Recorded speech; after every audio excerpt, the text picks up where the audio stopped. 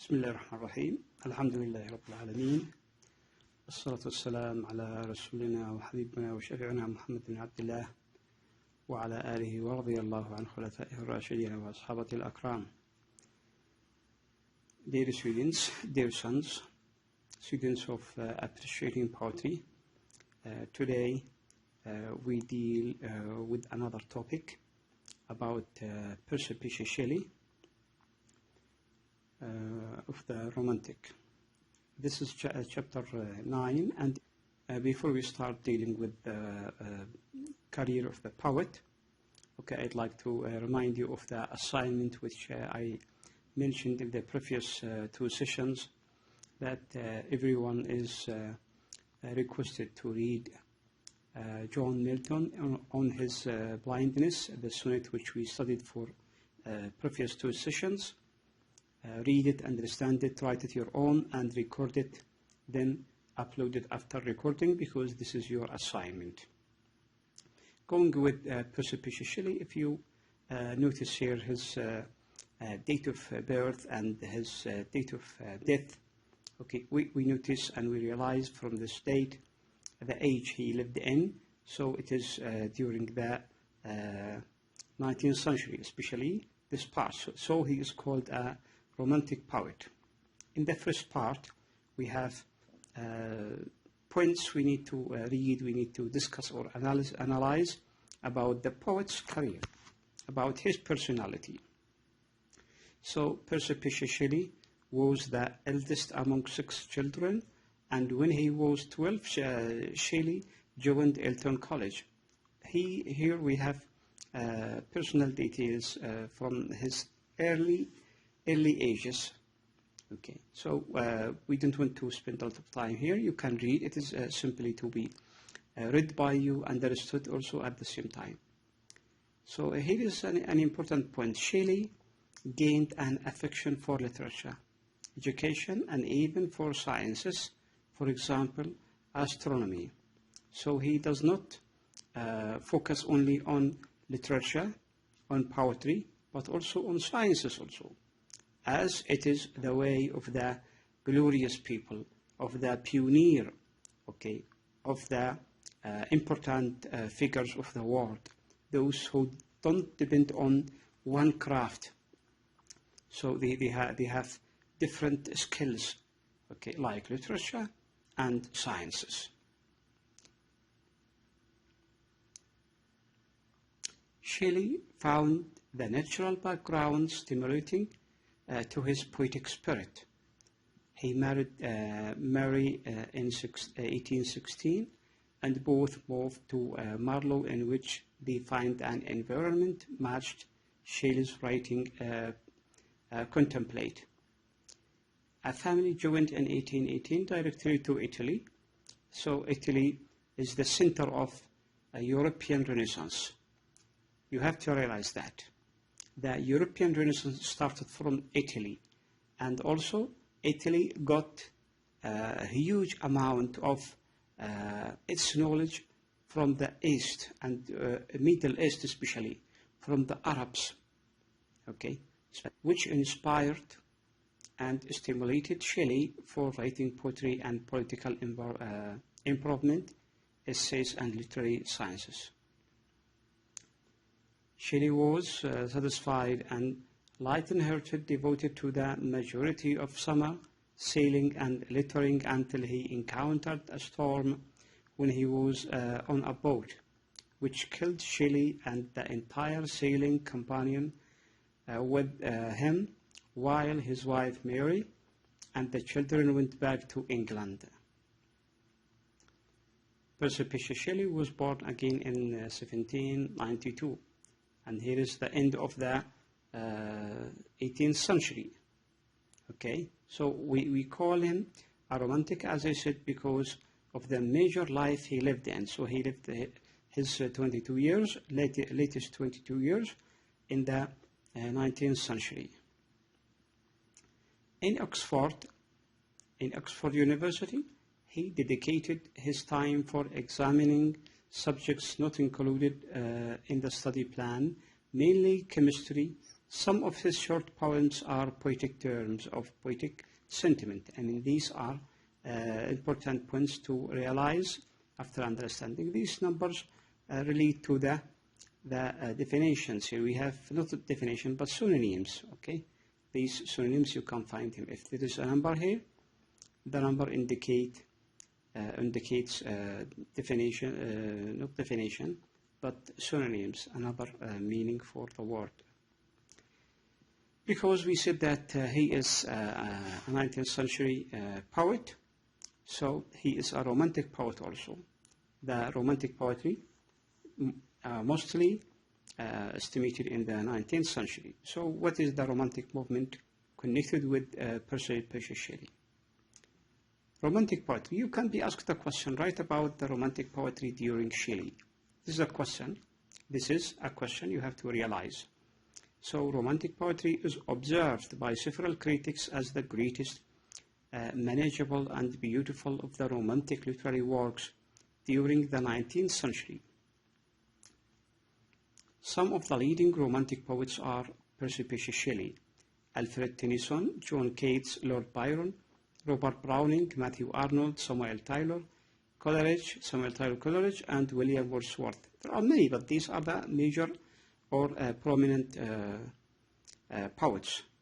Undeniably, the romantic novelists shaped some of the supreme works of fiction, such as George Eliot, Charlotte Brontë. We studied in 19th century Emily Brontë, Charles Dickens. We studied also for Charles Dickens' novel. You will study them. William Makepeace, Thackeray, and Jane Austen. These are famous novelists. Most of them can write poetry, but the majority of their works is famous in novel or fiction. The environment of discussion, reform, and logical analysis led to torrent of criticism and manual observation, communal observation, heeded by writers like John Ruskin, John Stuart Mill, Godwin, and several others.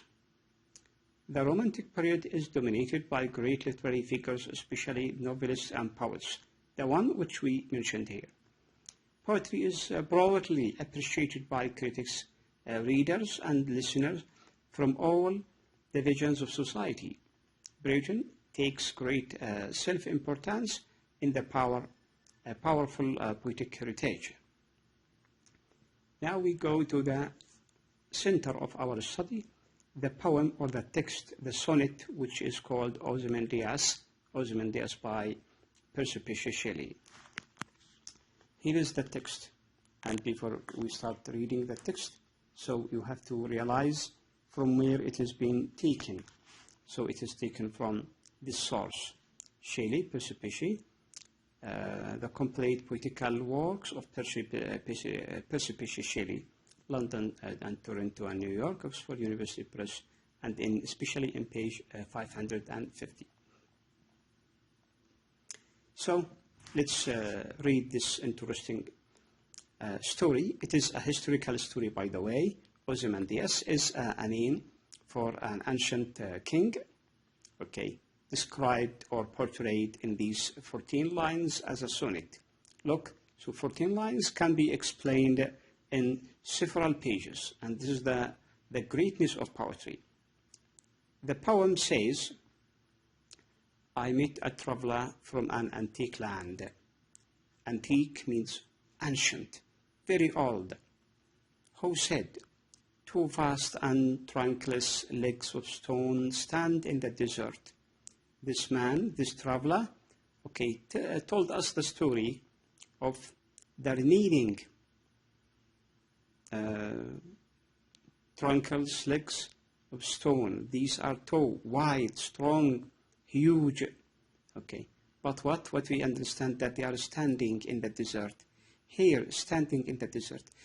Does desert refer to life? No. You have nothing in the desert you find. So it is just death. Why? Desert refers to wind and sands only. So near them, beside these two vast and tranquil legs of stone, near them, on the sand, again on the sand, so it is scattered, half sunk shattered visage lies, whose frown and wrinkled lip and sneer of cold command. Till that its sculptor will those passions rid, which yet survive, stand on these lifeless things, the hand that mocked them, and the heart that fed.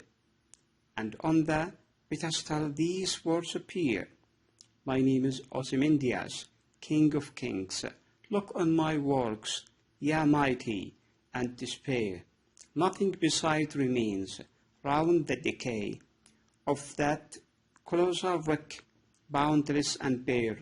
The lone and level sands stretch far away. Here, if we start with this point, we have half-sunk, shattered visage lies, whose frown and wrinkled lip and sneer of cold command. Till that its sculptor, well those passions rid, which yet survive, stand on those lifeless things. Until here, the sentence is not finished, so it is continued. Telling about the visage, the picture of this huge king, famous king, so is scattered. He is now sad or angry. It is clear from the appearance of his bow and his face, wrinkled lip, expressing that he is an old, with wrinkled lip, sneer of cold command, that tell its sculptor, the creator, will those passions rid. You can read from just watching the face, reading the description of the person from the face, which it survived until now, until this time. There are remains, to tell us about this historical king, and he still survived. Stand on these lifeless things. Stand, so as a sort of imprint, standing, but strongly, clearly, doesn't be deleted or omitted from the surface of life. So on these lifeless things, on these, what do we mean by these lifeless things? Things referring now to lifeless elements like the desert, for example, the wind, the sands, in which there is no life there. If there is, let's say, any component, so the result is death, nothing there.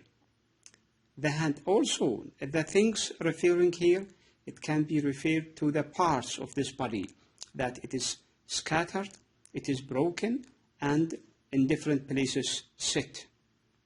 The hand that mocked them, the hand of the maker, of the sculptor, that mocked them, and the heart that fed, and the process of feeding when he was living, that he used to feed all his people. And on the pedestal these words appear. There is the writing on the pedestal, the writing until now to tell about him. My name is Ozymandias, King of Kings. Sometimes when you go to a grave, a tomb, and you find some important people written, a sort of pedestal written on their tomb. Any sort of proverb or poetry, a poem, a part of poem, a line of poetry, or even a maxim to be attached to the tomb or on the grave. So here it is written there, my name is Ozymandias, King of Kings. Look on my works, not now, but remember what I have done, what I have achieved when I was living in my real life. Yeah, mighty, as a sort of mighty with capital M. Shelley is giving a high quality of the person, and this quality, in fact, for us as Muslims, we give it only to Allah subhanahu wa ta'ala. Mighty, Almighty, Al-Qadir. And despair. Nothing beside remains until now.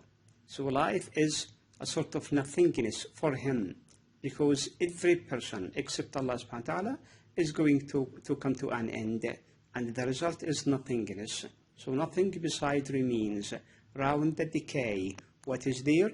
Decay, a sort of decay only of the colossal wreck.